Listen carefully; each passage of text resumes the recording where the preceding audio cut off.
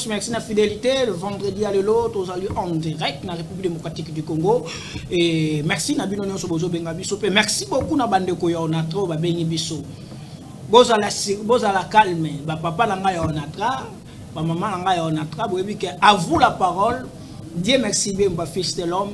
Asala ka musala te asili sara tu na suka te na kata musala te na koma na oti na suka. Parce que maboko langue zali pembe ekotika la pe ka kozala pembe. Et ce qui nkolo asungi ba papa onatra na koyambela pino ba responsable ya onatra bango moko ba bengi. Na koyamba pe ba papa na ngai pe ya onatra ba retraité na émission. Merci Nabino, Tozawana, merci na bande konanga journaliste. Na pe si gloire Congo positif mbote na pe si Jires. Mbote ce sont des frères qu'on a écouté na bango lelo, baza ko féliciter en pleurs à vous la parole les a pour le moment. Wana gloire wana bozongi selango nkolo Yesu nzamba tata na ngai apôtre Léopold Mutombo Kalombo. En plus bozongi selango équipe technique au baza ko sala mosala au fou au moulin, bazo travailler na âme corps esprit pour que tous à la lulu à vous la parole exala la structure exali. Nazanga motelo na plateau to te ko yamba ba parlementaire de vous to yamba ki ba communicateur ya union sacrée to yamba ki ba membre de bezala ki awa partage marka bundi bande ko na biso décidé et les longs naza sous na quelques membres ba combattre l'IDPS. À vous la parole les aka ko fungwa ma motonio so na besoin passer une émission à vous la parole les permettre ka motonio so to ko solo la par rapport à situation sécuritaire ya République démocratique du Congo boyebi ke accord et sengel mokonzi ya mboka République démocratique du Congo signé na États-Unis. Et Keïta déjà na Goma Kutana qui déjà nous le lona FC bar M23 toujours sur l'ango et tous allez colober la inani à madame Judith Toluka parce que ba combattre fait pas perception point de vue na bango bo pesa nga confiance match déjà bien nana balle na makolo bo comprendre déjà les termes wana cela veut dire que na boza décider na match à l'eau et to colober la paix crise ya IDPS. Mais il ne pas se présenter dans ma casquette. Et ça, quand on va aller, ils ont débattu. Mais ça n'a pas mis balé. Mais on va se na katikati. Vous pouvez s'en confiance. N'a pas eu na monamboka. Boni, se présenter. Oui, ngai na bengami na kombo ya président papi ya parlement de Beau base 10e ri CPI. Oyo a communiquaka au sein ya parti na biso IDPS. Et puis donc tout poto se partager na bandeko to bo sanité que non. Bazolanda biso et puis bakozala satisfait par rapport à la communication to kozala na bango lelo. Merci. Baji DPS 10e ri. Monamboka. Voilà, donc ngai na bengami na kombo ya président Junior Belami, Mbumba, FCC Keba, Force Tranquille de DPS, voilà, nous sommes là pour partager. Mais pourquoi mi bengaka FCC Keba? FCC Keba est un slogan, oyo base ba pesa, ezali slogan biso to créé, ezali slogan base ba pesa à l'époque quand FCC ça a bloqué chef de l'État et la base 10e mairie ba pesa slogan FCC Keba parce que c'est un cri pour dénoncer un peu les manœuvres oyo FCC ça a qui pour bloquer le gouvernement et les chefs de l'État. Voilà, donc il s'est écrit là, et c'était slogan-là, et il y a un moment. Voilà, donc, tu es à l'opon pour partager la bande de Konabiso, Kolobe la bango, Makambo, ils allaient coller au du parti Nabiso, P. Na Makambo Italie, sécurité, Yamboka Nabiso, nous présenter moi Namboka, et merci, merci beaucoup. D'abord, tout ça, d'abord, la crise de l'IDPS. Mon Namboka, ni les autres s'est passé la l'IDPS. Et les ma femme, ma Toningaï, est-ce que vous avez dit que l'IDPS parti au pouvoir, Bayoki Simbo Kassoni, wana madame, parti au pouvoir, Bayoki Simbo Kassoni. C'est que pas comme un politicien, n'a pas de bon rétablissement, bisika zali en hôpital, bon rétablissement na yo, qu'on a appelé sur Makassi. Mais par rapport à Nango, vous savez que n'a pas tout la même politique qui est de comment comprendre que parti au pouvoir, et comment comporter, comment comporter, et comment même type de mort d'homme. D'abord, merci beaucoup, moi Namboka, merci na mutuna na yo. Na bande konyoso bazali kolanda biso il faut baye d'abord crise artificielle oyo bandeko moi un groupe de fondés bazolinga ba talisana opinion congolaise que non l'IDPS est en crise ezali non eloko moko biso ezali toko démentir yango pe toko lobaki les partis est bien géré par le secrétaire général Ogise Kabouya, le président du parti. Donc, les locaux, ceux qui IDPS, ils sont les premières forces politiques dans notre pays. Ils sont des forces, moi, le secrétaire général a déployé qui secrétaire. Les autres, monique, non, IDPS, ils sont représentés majoritairement dans l'institution, même dans l'institution provinciale. Voilà. C'est là. Donc, la partie, c'est là. Aujourd'hui, nous avons la parole. Merci beaucoup. Et vous avez vous la parole. Il y a des gens qui ont le parlement, c'est qu'on est alléluia, amen. Ah, ils ont alléluia, amen. Ah, ils ont débattu, partagé. l'IDPS c'est ça aujourd'hui, les noms ils allaient selon eux, c'est grâce à Augustin Kabouya. Ce l'IDPS c'est dans la majorité, c'est grâce à Augustin Kabouya. Est-ce que vous avez satisfait à quoi ça va non en d'accord l'IDPS c'est dans la majorité parlementaire, les citoyens sont mais vous avez beau gérer l'Assemblée nationale, beau gérer le Sénat, et ça dans l'institution, oh, l'IDPS ça allait yem toujours gérer ya makasi. Moi dans Mboka, IDPS les seuls partis politiques qui étaient dans Katia Mboka na biso ndenge ezalaki à l'époque MPR. Nous avons des partis politiques dans ces pays, au moins même 900, si je ne me trompe pas, 900 partis politiques. Donc l'Union sacrée est constituée plusieurs partis politiques. Donc quand on dirige un pays, un grand pays comme Congo, donc il ne peut pas gouverner seul. Donc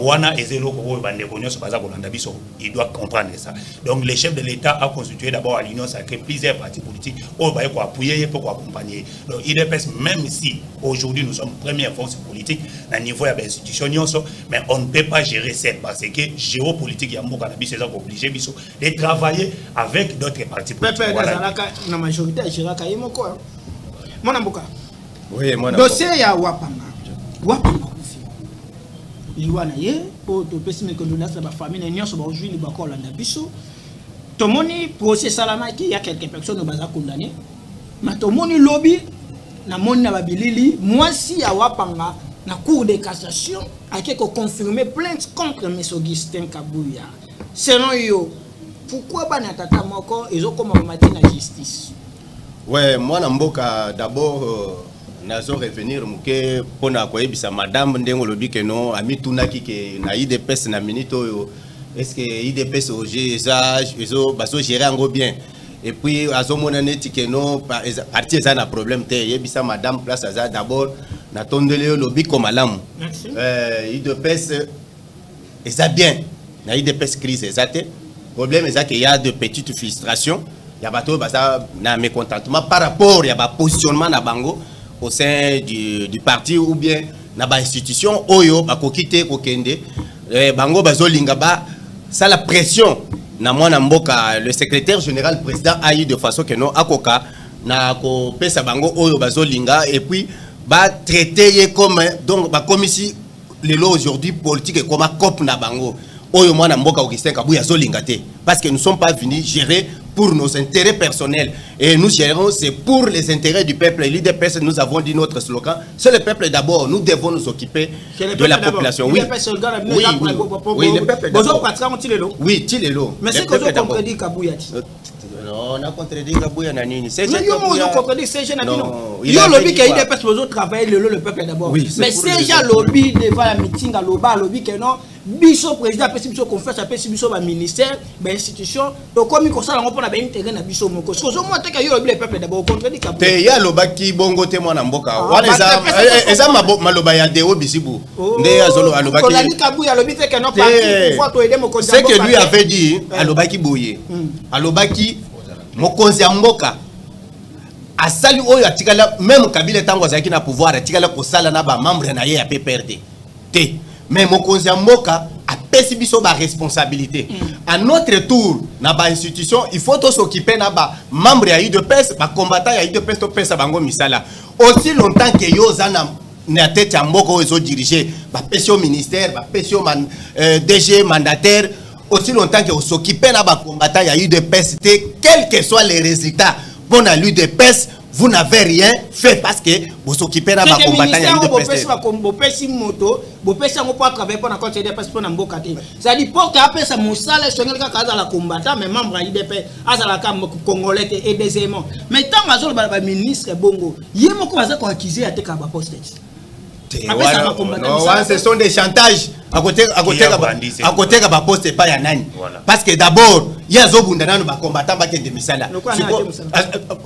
Baza ebele ba misi ba Freddy balangana ba Cisco ba combattant ba misusu pe na kotanga ba komona baza ebele oyo osomole ke ba responsable aux na ministère mais au pesi combattant misala te mais quelqu'un qui gère des faits privés azoko kana ko pesa ba combattant parce que c'est un combattant il a l'amour des combattants et puis ba to ba tika betizo wana bazoloba nazo zongela na likambo ya liwa ya ndeko na biso confrère notre frère combattant Kabasele Wampanga, nous devons d'abord observer une minute de silence pour la disparition naïe. Ouais, mwana mboka, merci. Nazo mona keno bato bazolinga balingi ka basele wampanga te du vivant na eti na liwana ye. Oh. Oui. Tokole la ka basele wampanga te na mensonge. C'est-à-dire il faut tolo ba vérité na population. Ndeko nanga Dieu merci oyebi ke ndenge toza boye yo za responsable ya vie na yo. Ndeko nanga junior FCC za responsable c'est yé moko nde fois ba téléphone na ye à protéger yango contre ba danger. Mais tango d'ailleurs ndeko na biso ka basele wampanga akufi pona makambo ya IDPS. oh. Il est mort pour ses intérêts privés. Donc ba keko wele là soit même si la situation s'est passée entre Kabasele Wampanga et la force du progrès, ça n'a rien à voir avec l'UDPS.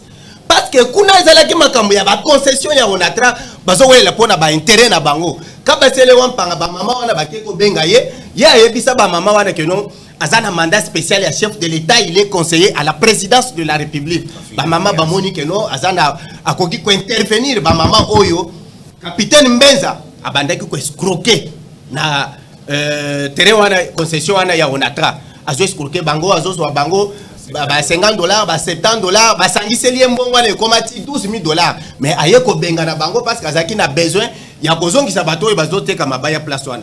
Alors Kabasele Wampanga lokola azomi mwana keno azaki na mandat spécial ya chef de l'État akei po benga na bango Mbenza à son tour alobino yebe il faut ça le recours na ba force du progrès.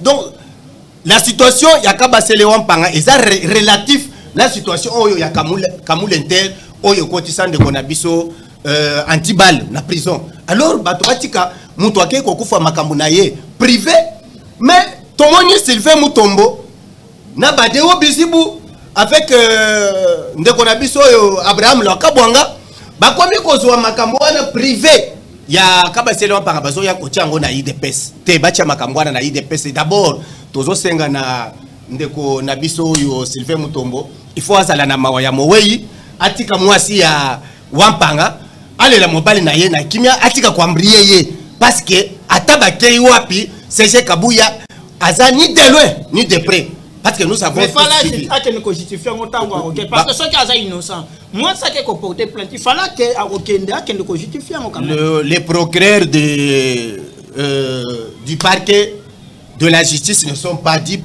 ne sont pas des imbéciles de façon que non yo yena bêtise na yo bango ba perdre temps na bango pona ko banda ko bank ça ba responsable ya ba gestion na bobo ba ya ko perdre temps inutilement na makambo oyo ezotala bango te tolela Kabasele Wampanga na vérité na bosembo yango de ko honorer liwana ye IDPS na saki mukolo semaine lundi na to sa débat mardi na to sa débat mo voir que ba de na bataka buya non souhaiter na zo misango les chiches mona mboka voilà.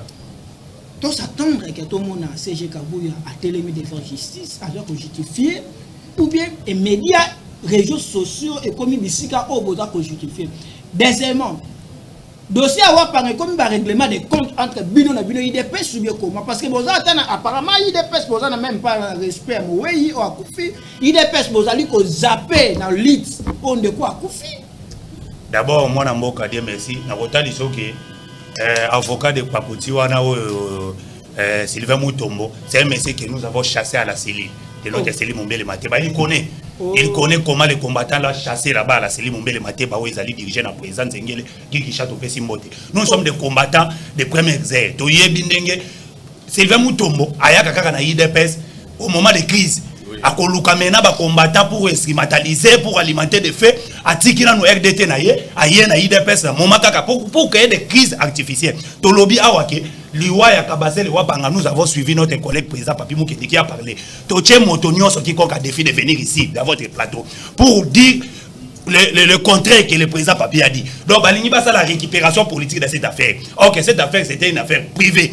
Donc il y a un biso de lobby que non cette affaire là est collectée pour que base autorité à monnaie dans ces pays. Oh yazali donc autorité de référence l'image même ya lit ya IDPS oh balingi ba saboter yango ba salir na makamoko ya salito ezangati na biso to kotelemela yango pe to kotalisa awa ke Sylvain Mutombo que votre état là ya konomela ka biso ba désordre depuis l'époque ya ba Jama Kaboun depuis l'époque même Etienne Tshisekedi wa Mulumba notre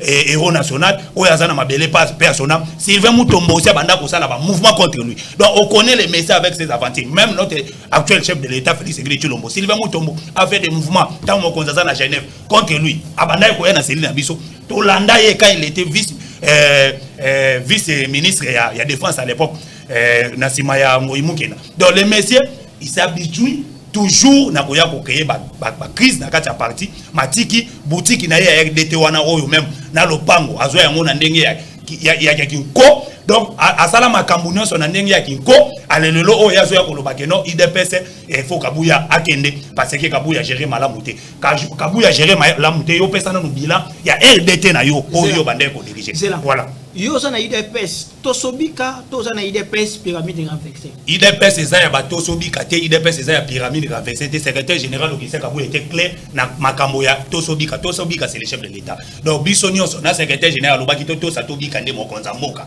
donc ba oyo baza ko réussir ko to sa mokonza mboka te na kati ya parti nde sort na bango moni ba deo bizibu ba mata ba komi lelo ba phaser politique c'est comme maintenant ce sont maintenant des gens oyo ba komi ba makiza ba zo ba te place ni ya ko tcha lokolo tala ba kei na kasa ikuna tala ba retomber ndenge salami ba kei ba koti ba bonganga ba koti muli faut que ça la clair nous sommes des combattants il faut que ça bango clair bango ba zui cercueil moto aza vivant ba lobi ba ke ko kundaye donc on peut imaginer que non yo ningo za mona mboka die merci donc ba tcheli yo cercueil mais yo za na nous vivant donc ça déjà makambo ya mabe ba sala ki yango mais loko la secrétaire général c'est un élu Dieu aza mona za l'autre monde ndenge makambo nyoso et retourner contre lui na pesi autorisation pour mulimo esprit ezo ya mukishi ya papa etianya ba mukishi bobenga ngai toza nzira na ningi population bo réagir bato tout bolanda biso na fungoli téléphone naza na posa bo réagir à travers l'émission de bolanda biso bo réagir même aux en Europe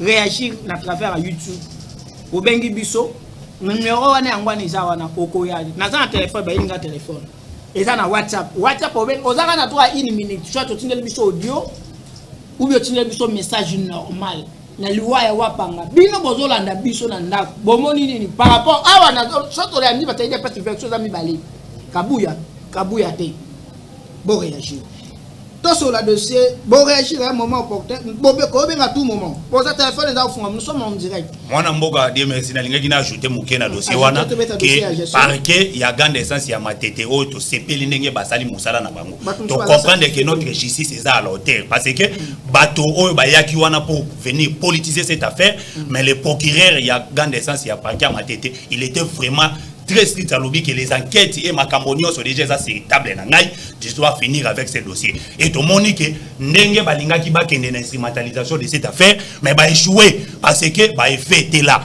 donc moto alongwe na ndaku na ye ayeti na kati ya concession ya sokopa wana place oyo l'affaire a commencé et dégénéré makambo ya politique to IDPS kokotsa na kati wana eye kokoma ndenge nini yango to lobia wa ba chantage ya kotambusaka na kombo ya secrétaire général nous sommes là pour contrer tous ces gens là et nous sommes des combattants comme eux on ne va pas perdre de ces gens là pour venir instrumentaliser la population Congola lingaka vérité te Congola lingaka lokuta Congola lingaka chantage surtout baza ko sur les réseaux sociaux pour maintenant faire divulguer des fausses informations à cause la moto mabeli kolo ya makambo lokuta nebiso to yepona ko kopesa ba kongomani ba ndeko nyonso baza kolanda biso la bonne information concernant liwa ya ndeko na biso kabasele wapanga voilà donc dossier ya gestion ya inane ya madame Judith Tshilukka oza satisfait na bilan ya madame Judith Tshilukka madame et messieurs à tout moment ba ko benga biso numéro ezawana téléphone ezawana numéro ezawana boko benga biso décision na réaction na biso par rapport à loi wapanga crise se passer na IDPS inane ya madame Judith Tshilukka selon yo na ndako oza satisfait na mosala madame Judith Tshilukka zo sala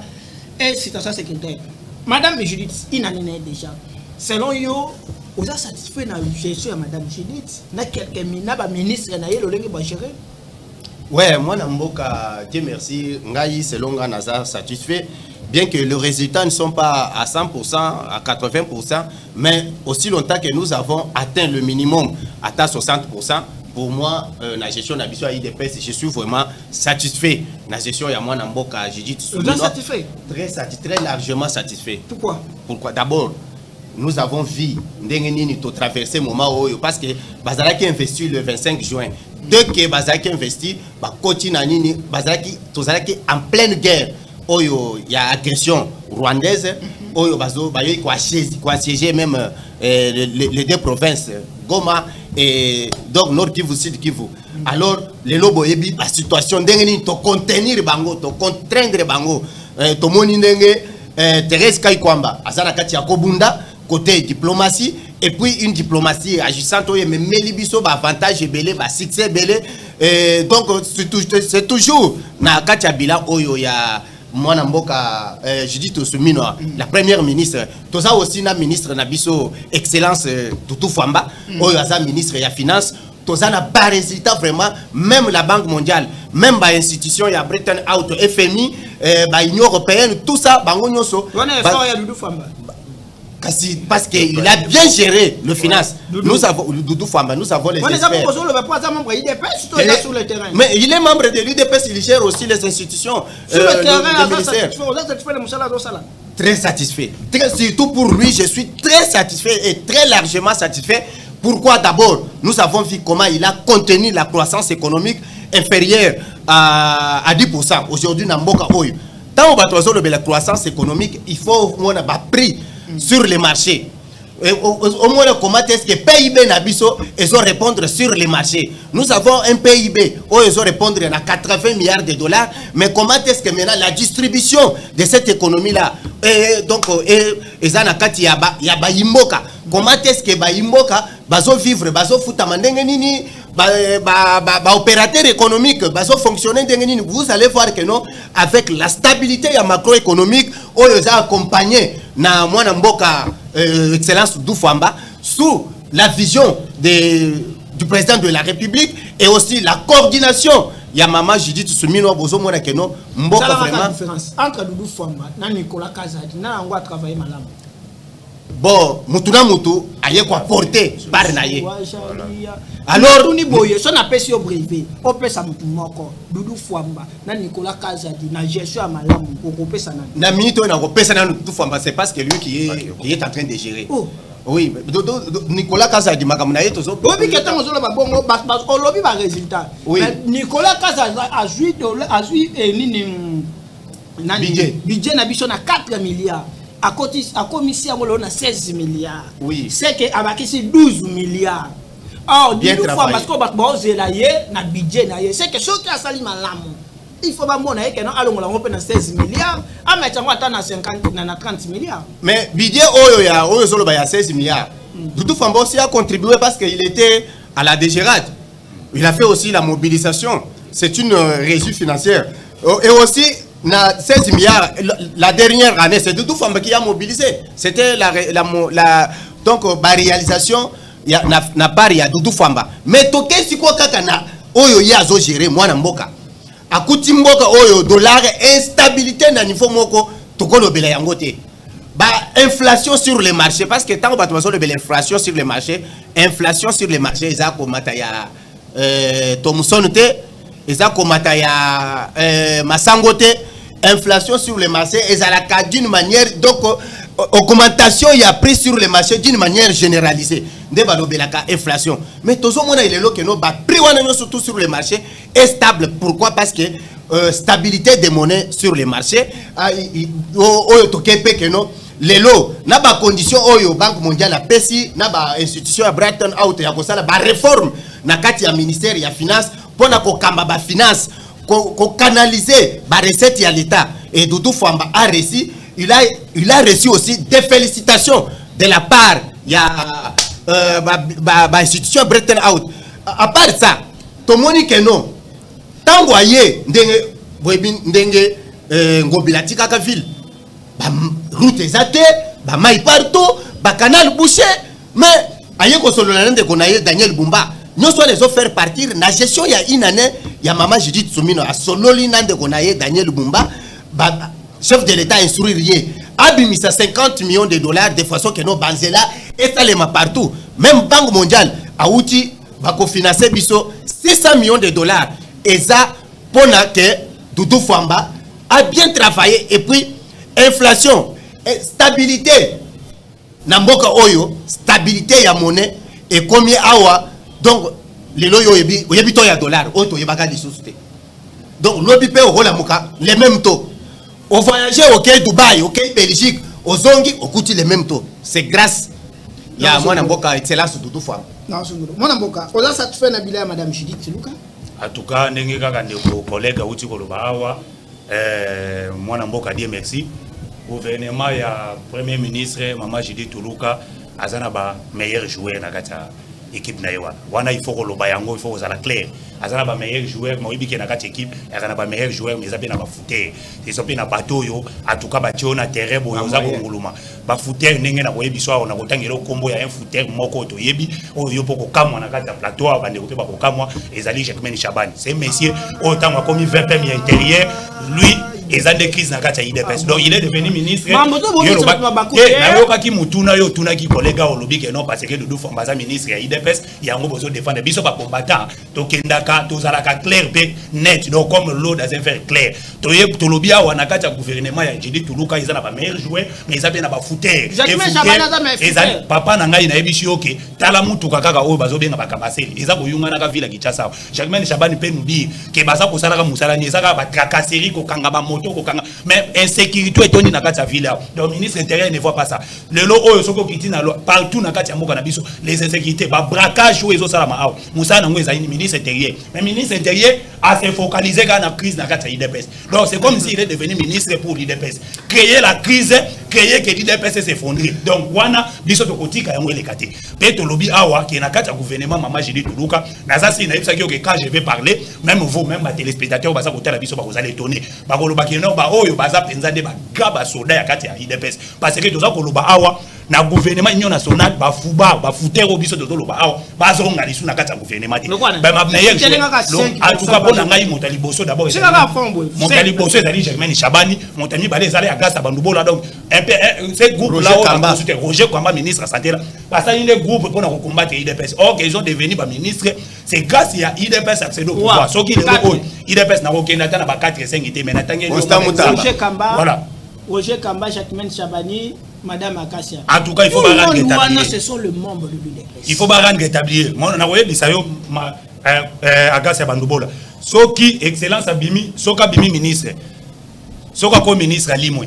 Même dans l'activité na biso ya parti au comment a été mais soka za ministre était tozaki ko participer na ba matinée wana chaque jour na permanence limité wa chaque jour il venait là abandé ko luka to wela na même bureau ya secrétaire général mais tant ba ko ministre à secrétaire général Kabuya il devait mener non mabattre wana ezali politique oyo babenga ya monnaie de singe donc moto oyo asalike asali be fort na ye pembenya mokonza mboka lelo oyo boza ko rendre ye monnaie de singe donc boza ko zoyer bo jeter na poubelle eloko wana biso to kotika yango ingratitude eza mabe to lobeli pona makambo mwana mboka ya Doudou Famba c'est un meilleur ministre ndeko uti ko bosser awa excellence Doudou Famba même na gouvernement union nationale un meilleur joueur on ne change pas un joueur oyo azali Messi na kati terrain donc c'est un joueur qui a montré vraiment que non azana tactique de jeu ya makasi 5 ministres oyo sengeli bati ba salaire ya ba militaire donc ngai na koyebisa yo ke solde ya ba militaire oyo eza ko manquer wana ezali nde diplôme à liboso ngana ko pesa Doudou Famba excellence parce que ba militaire na biso lelo landaki parade ya commandant ya GR de bagarre républicain tant azali ko sala parade na niveau ya Kanchat ozomona ba militaire baza koloba ke non lelo oyo to babasi na biso ba komi kolata mwa kabelo ba komo somba mwa iPhone mais à l'époque ezakite c'est grâce à fort oyo ezalaki na gouvernement Judith Tuluka ba accompagner mokonza mboka et na ministre ya finance lelo oyo solde ba militaire eza doublé ba soldat lelo ba komi kozwa deux fois papa na tango ya époque ya Kabila ba miloko wana to bande komona yango te même na tango ya ba gouvernement eleki kala to koloba te ke no gouvernement eleki pe basalaki mala mabete basalaki malamu mais lelo oyo to moni premier ministre de Judith Tuluka avec son gouvernement et excellence Pakebo de la République Doudou Famba ba distinguer na be fort au basali le lot moni Congo est comme chantier parce que ministre de finance a tiré vraiment les mains dans la pâte pour financer le activité par rapport à ba DG c'est non bolobika ba ministre ba DG ni nango ba exceller et ba DG ni nango ba exceller en tout cas moi na mboka mutuna ya makasi mutuna ya bien makasi oyo tuko tuna pona ba DG oyo ba exceller na ba oyo ba uti ngai selon ngai tango nazo raisonner na umona DG ya INPP mwana mboka DG ya INPP kwa Chimanga en tout cas DG wana a exceller makasi na kati ya INPP ekomaki boutique ekomaki banque Lambert ekomaki esika oyo bato bazoya kosala ba mafia c'était une mafia organisé mais tozo bengango entreprise AFDC. mais Comment donc AFDC? organisé par na banani AFDC FCC INC bato nyonso basanganaki na kati ya mafia pour que non bazo tanga tozo na télévision tozo na ba preuve quand même te ba preuve ezali bato na bango nde ba ndeko ko gérer ti lelo baza na kati ya gestion ya INPP bango nyonso bayebi ndenge na zolo baboye ministère ya travail emploi et travail et bazo gérer yango lelo na ndeko oyo azo faire partir na AFDC ya baati lukwebo alors bango nde babandaki ko génier nani donc depuis que tokota na pouvoir bato bazo gérer ministère ya travail c'est baati lukwebo alors tozo mona que non lelo na gestion ya INPP depuis que Côte Front mangaye ndeko nanga nazo biseye que non ozo mona que INPP ba mécanicien bazo mema bazo ko la formation mais ba tracteur exaté mais yo ko une institution de formation le col INPP o même formation ba tracteur exaté mais na arrivé ya mwana mboka surtout na Katanga ya mwana mboka Côte Front manga to moni que non a ajouté une année à liboso à son tracteur deuxième année kalamingité la semaine passée a ajouté tracteur musus et ça na souci ya que non amélioration il y a pas formation parce que c'est eza formation professionnelle eza formation oyo bato bazwa kana banda ko na bangote eza formation ya qualité pona ko bimisa mboka libanda même bato ya libanda ba mboka mususu bakoki lelo ko ya ko sala ba formation na bango professionnel na kati ya INPP c'est grâce et puis ba mérite ba diplôme de mérite oyo bazo pesa ba primo bazo pesa libanda pona nini à cause ya bonne gestion bonne gouvernance oyo la kisi que non pourquoi il est pèse beaucoup makaso boyi na ba plateau na télévision au moins la communication il y a ba DG ba ministre bo ça la sous communication te ya mukonja mboka ou be ya mboka mais mukonja mboka zo gérer na ba oyo tango tozolo baboye bazo gérer bien c'est la vision du chef de l'état bengi DG a bengi ministre a instruire moi je veux que non na INPP bon mais makambo na boye na boye sécuritaire ya la République démocratique du Congo rencontre ya Fayulu na chef de l'état accord et Seigneur Mukonja mboka RDC signé aux États-Unis lecture nous en 3 minutes lecture nanga mwana mboka pour la situation sécuritaire ya la République démocratique d'abord rencontre ya Mukonja mboka na Martin Fayulu ezalaki rencontre moko ezalaki scandale oyo tout entendu na peuple congolais mobimba alors epesi makambo ya malamu ba epesi ba résultat yango nde ozomona keno mwana mboka Martin Fayulu aza na responsabilité ya ko consulter ba classe politique nyonso pour que ba constituer camp de la patrie donc ce qui dit camp de la patrie est contraire na makambo ya paix sociale pacte social ya ba aventuriers ya église catholique s'il vous plaît ce sont des responsables pas des aventuriers mais ils sont dans des aventures si balobi qu'elle dépasse ces aventuriers je crois c'est par rapport à leur comportement c'est qu'ils sont en train de faire mais ils dépassent nous battons pour les intérêts non moi na mboka vous êtes d'accord avec moi que nous battons pour les intérêts mais l'église catholique a abandonné sa mission. L'église catholique doit être au milieu. Mission au travail qui Kabunda Loba qui a IDPS voté 50-50. L'église catholique. Nous n'avons jamais travaillé. Kabunda ayaki comme nata wane photo lo bakaka bongo parce que babandaki ko pese biso ba concession na bango oyo to bandeko ko profiter. Non non concession na baba congolais wa baba. Les lots 50-50 poni basalango na Martin Fayulu te. Aucune marche réussite depuis que biso to kota na pouvoir. Pona ko yebisa yo que non. Moi na mbok au moins ndenge Martin Fayulu abimaki libanda lobi que non na sengaki na chef de l'état ayamba banganga nzambe te wana za discours ya média ya libanda kuna na kati na chef de l'état balobelaki makambo ya avenir ya Congo pona ka nous savons le discours tango solo bawana ko mona bien que non il n'était pas Martin Fayulu tango solo bana média wana mais na kati kuna ezalaki makambo ya mboka libanda eza makambo ya Rwanda. Merci. Mwana mboka par rapport au dossier ya situation sécuritaire et la République démocratique du Congo, si on a besoin de débat, participer au débat na bandeko. Oko benga ngai à tout moment. Na otia bino débat na bango. So pour moi mal ba ka ba le c'est pelicioté. On a loza moto ya kaya mesedeyo. Et la lozali kaya moto nyonso. Débat za ka permis, monsieur a permis. Par rapport à la situation sécuritaire, lecture non ni. Si c'est bon, on a 5 minutes au Sénégal. D'abord, moi, Mboka, na obete na solo la makambo ya situation ya sécurité mboka na biso mais na zonga muke olobaki likambo ya meilleur DG to lobelaki mama wa ministre mais ngape na tikali ko cha point de vue na ba DG pona mama ba DG to lobeli vraiment DG ou des fois Chimanga là c'est vraiment meilleur DG. Pourquoi? Parce que il n'a pas voulu politiser l'INPP. C'est chose où ils allaient comme ça depuis quand INPP comment ils politiser INPP comment ils va recommandation par des partis politiques mais DG où les logos manager à côté de la INPP alors bien fini ces histoires là makambu ya ba recommandation par parti politique il faut que aux autres travailler dans INPP où ils allaient institution de formation professionnelle où ils ont payé ça bana mayele pour na okende ko sala misala ba comme ba professionnel il faut d'abord aux alana nous na capacité pour donner des formations pas ya kozwa ke moto moko boya vanda sali liste na ye moko boya na parti songolo pakala si maza ko tinda yango ko basala misala eloko wana alingi yango te yango biso pe ba parlementaire debout to soutenir d'abord cette vision là cette politique là parce que politique wana ndeko avancer mboka to koti mena makambo to ninga ipo na makambo ya situation sécurité ya mboka na biso na kotali sa awa na bande ko nyonso baza kolanda biso que Paul Kagame est coincé. Ah bon? Coincé le Rwandais par terre parce que aujourd'hui nous avons maintenant un digne fils du pays à la tête de notre pays. Il y a Sengo oyo biso tozali nango ya mwana pe kotali sa bana mboka to monaki awa mikolo bambula oyo nyonso eleki kalakala awa Rwanda dominait notre pays. Kagame il se croyait roi. C'est lui qui imposait les lois. Pour comme ministre na Congo il faut Kagame, il faut qu'il gagne à sa ordre. Mais aujourd'hui Kagame a commis kobima na ba média pour ça la intervention lobby que notre c'est il devait manipulateur. C'est que des manipulateurs aza ko manipuler ya ngoto lobby mwana mboka tant Kagame aza ko loba bongo biso ba congolais photos za nesengo.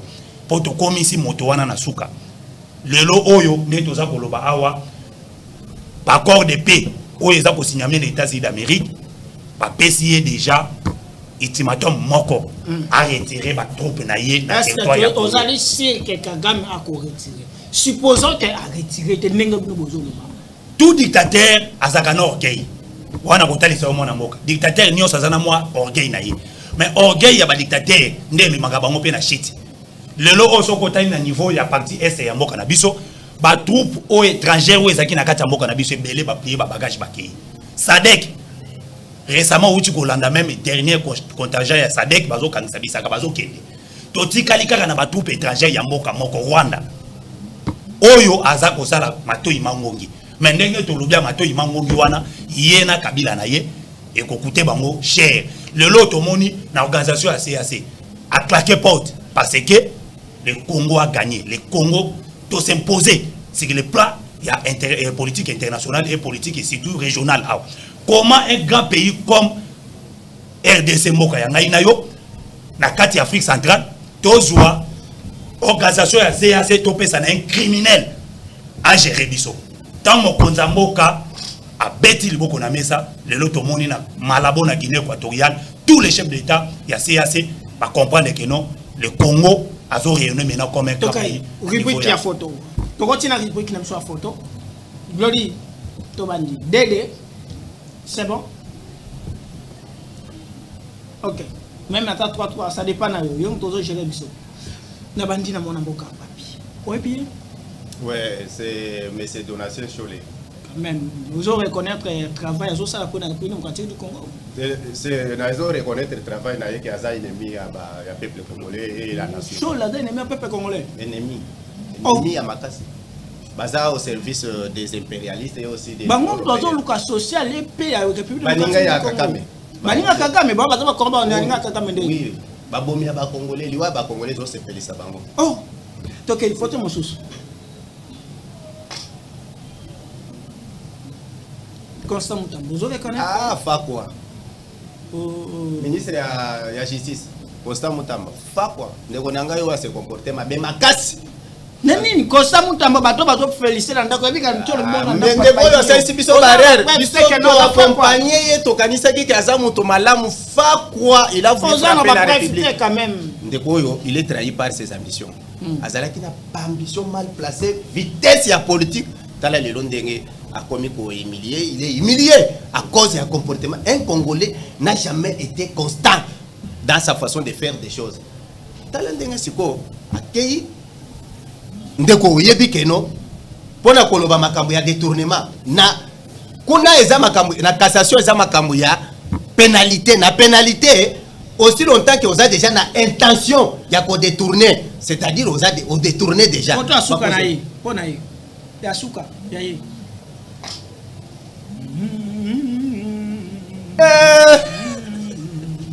Caractérisé par les constances politiques.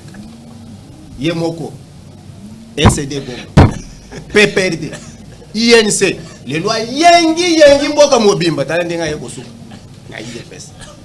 Donc, anti-valeur, nan moka monate, Mbati, professeur Mbati, anti-valeur de dernière qualité, na Mboka Nabiso. Motema, omonya longi wana te. Ndekwa longo, tala, omone longo. Et motema mabe zo la kisakaka na yelo. Na évité, hier comme secrétaire général de l'IDPS. Jamais biso qui professeur na campus, biso to PCA pour la politique. Merci. Toye awa. Ezaki pour kinga ta commentaire mesdames et messieurs, s'il vous plaît, ezaki pour. Bato sala ba photo. Bango wana ba na kata ndako. Baza réussir. Baza les trois petits ninjas. Bazaka wana na kati bato abakbana mabe ne bazawana so le bisi bawa ke lo bana mabe toi petit bazawana moi msi nota comme na Alexa bango awa parce que le 31 août na yepte so Glodia lo so linga nini so la commune doki le 31 août à vous la parole et Dieu merci bien bato ko ça 10 ans en carrière na biso comme journaliste toi yo kasi so journaliste ya pouvoir ya temps oité. Cela veut dire contribution à notre préparer activité monnaie notre salle à tout le salle des fêtes tout le salle tout préparer ce pour yo salle la contribution par rapport à matériel par rapport à fixer le plan financier on a tout comme tous allez prêt au ya ce pendant la déjà publicité tout ça là yo le connait sur tous ya moto a yebi ka passer na vous la parole bango nyonso ba kozala bon on va passer egili tout le monde entend ba presse peng merle tout le monde va kozala mon amboka tiens, Glody, ok. Bana ma belle. Surtout moi quand il siko, il y a siko, il y a la ndakute. Oui bien. C'est le président Vital Kamera. Quand même, on a satisfait comme ça. Sa position. Nous tous que des chefs d'État. Sans position. Donc même bisonné tozao. Les combattants ont accompagné mon Konzamboka na jusqu'à la magistrature suprême. Nous avons comprendre la position de Vital Kamera. Depuis Tozala naye allié depuis le début à pouvoir na biso 2018 jusqu'à aujourd'hui. Tozo comprendre la position de papa Vital Kamera. Wana tozolo bayango ba congolais. Mais oui, parce un homme sincère, honnête. Kamera oui. Récemment on a vutu Rolanda kaka na percho ya Assemblée nationale azo senga geno ba fongola banque na Goma. Kuna pe bazali kaka peuple congolais. Nous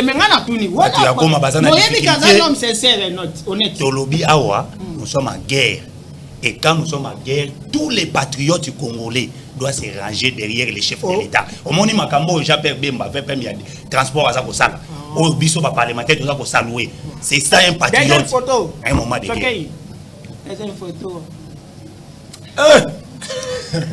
Moi, je suis dire merci. Il politique en âme. Kasi biso tant que nous et ça qui était IDPS par exemple le papa parlementaire de Bouana bayo qui VPM na média moko na radio moko de la place à Populi Jean-Pierre Bemba Gom il politique anam l'homme de 7 milliards de dollars américains donc ayaki na Congo Cop monita moto yo talika position na yo monika position ni kazawa donc ayaki na Congo Cop aye Cop na ye basala association na bango de malfaiteurs na Kigali Rwanda Paul Kagame James Kabarebe Talandenge ba dilapider minerai à Congo. Talandenge Congo levé sa parquet à cause de la moto. Okay. Le gouverneur Daniel Bumba. En tout cas, à base de ça. Voilà. Té, Longola, tiens Soukaye. Longola.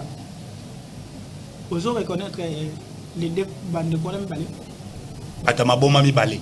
C'est précision de paix de la famille. Bato maboma mi balé. Awa. Bazana ba famille na. Nazomona ke ba fou. Pas. Non pas. C'est là s'il vous plaît dans Tozangote.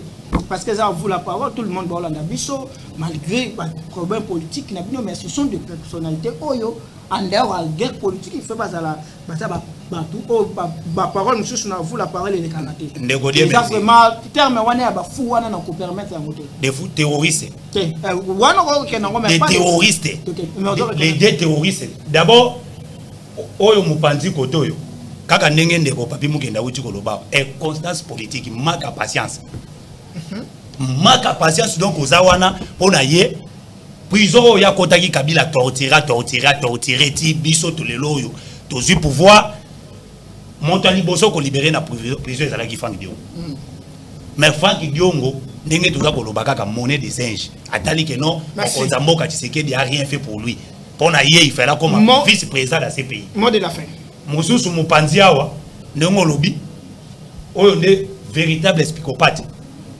donc moto oyo baza ko téléguider bazui wana bacheye liboso ba crime nyonso eza ko sala ya za wana comme bouc émissaire mais ndeko die meso zo linganga na lobate ndenge yo o telinga yi photo ya ba terroriste na kati ya plateau na yo mozo boya ngana s'exprimer tango bango baza ko sala ba déclaration ko critique mort ya ba congolais eza ko lobela bango elo côté mais yo za ko boya siko biso to s'exprimer parce que bandeko baza ko fona este wana baza bandeko congolais lokola biso voilà eza sujet terrible que batela ngo en tout cas ngai kaka ndenge ba congolais na ndako baza ko landa biso ba comprendre que boyina s'exprimer pona des psychopathes yo tcheli biso awa ba des terroristes parce que moukouni ka vous la parole ezalaka bandeko za komona moko ba koteli ba fidèle même na kati église na ba niveau ya ba kichanga na ba bunaga na bato baza ko sambela ba koti kuna baza ko massacrer population c'est jaïs voilà mot de la fin na ngai na bandeko nyonso ba uti ko landa biso awa.